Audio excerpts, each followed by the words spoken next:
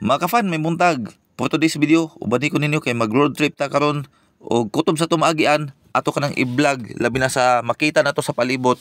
Kutob sa tong Malabian mga kafan. Ug kung asa ta makakita sa tong i-vlog mga kafan, dinha lang sa ta kutob no. So, ubani ko ninyo mga kafan.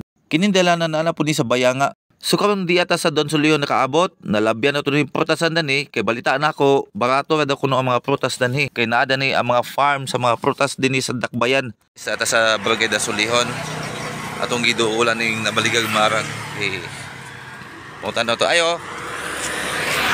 Madam, ini madam. Bilang marang?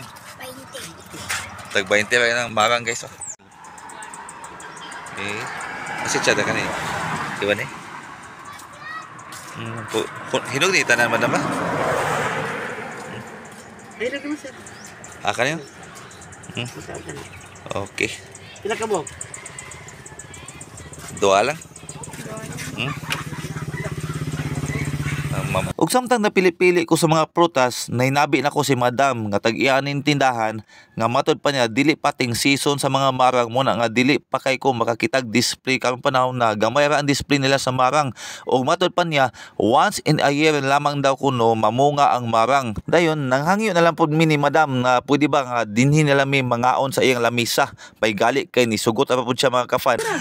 Imbis gusto la ko tilawan ang halos na mga prutas dinhi pagid ko na tintal sa durian mga kafan no.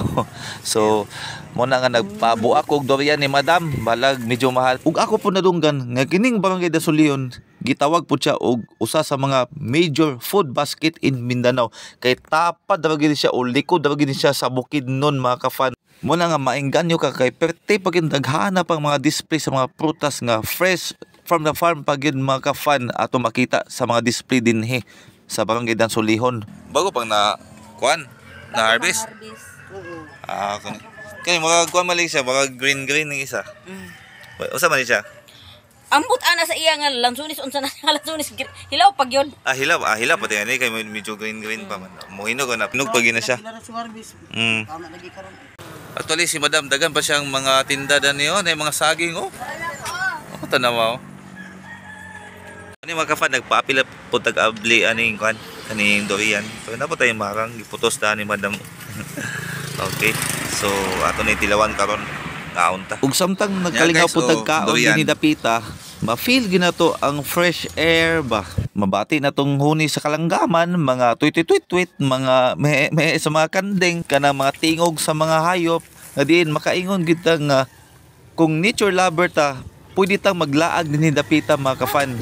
So nindot kay dinhin dapita sa Dasolihon areas kay kini siya duol ra gid siya sa Bukidnon. Ug mas nindot pod nga dal-on ninyo inyong mga loved ones sama sa inyong mga wife. Pero wala pa koy wife. Mga marites gid. Ay sorry. Kay dinhi pod mo maka-relax mga kafan no.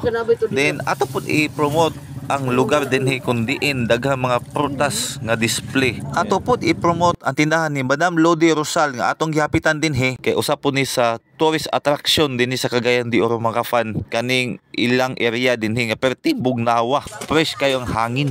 Muna kung travel mo tapos maagyan nino dinhi, hapit mo aning tindahan na naaro gid sa duol sa sentro sa Dasolihon. Ilabi na sa mga health conscious dinha, sa mga nag-healthy lifestyle. Pero tindaghan ng prutas din ni mga kafan oh. So muni, nabusog na lang ko sa durian. Wa pag po nakatilaw sa lansones, rambutan, marang, uban pa diyan na mga available nila. Nako, naunsa. Kanilaging hilig lagi ta sa durian lagi. Haskas no. Durian is life mga kafan. Shout out sa mga sa ta? Mga marites sa Dasolihon. Shout out sa mga marites sa Dasolihon. Patay tana. Basi na kay shout out madam. Ako lang ani mama mangupras ako mga baligya. Singalan ni madam? Lodi. Ma'am Lodi. Rosal, taga Dasolihon. Okay, shout out sa mga kailan. Sa gusto mong prutas, pwede nino duulon si Ma'am Lodi Rosal along di Dasolihon Highway gani siya mga kafan no. Makita man niyo siya dinhi sa highway gyud mismo. Manguli na mi mga kafan. See you on my next video. Bye-bye.